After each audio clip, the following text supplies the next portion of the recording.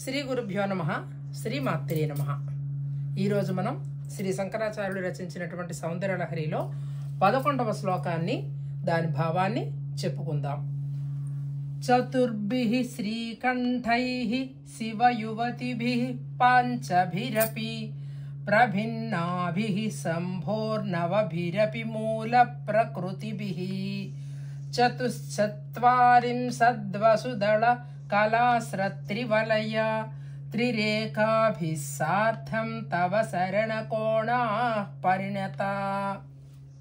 దీని భావము, శ్రీచక్రంలోని కోణాలు అంటే అంచులు 4 శివ సంబంధ చక్రాలు, 5 శక్తి సంబంధ చక్రాలు, మొత్తం 9 నవచక్రాత్మకంగా సంఖ్యలో అలరారుతున్నదని సాంకేతిక అర్థంలో చెప్పబడింది. తల్లి, దీని భావం వినండి. 4 శివకోణములు, తద్భిన్నములైనటువంటి 5 శక్తి కోణములు, 9 మూల ప్రకృతులతోనూ, అష్టదళ పద్మము, షోడశదళ పద్మము, మేఖలాత్రయము, భూపురత్రయములతో నీ ఉండే శ్రీచక్రము 44 కోణములతో అలరారుచున్నది. ఇదంతా కూడా శంకరాచార్యుడు గారు తయారు చేసినటువంటి శ్రీచక్ర వర్ణన. దీనిని ఆ పటాన్ని చూసి జాగ్రత్తగా దీన్ని అన్వయించుకుంటే మనకి బాగా అర్థమవుతుంది. రేపు మళ్ళీ మనం సౌందర్యలహరిలోని 12వ శ్లోకంతో కలుసుకుందాం. శ్రీమాత.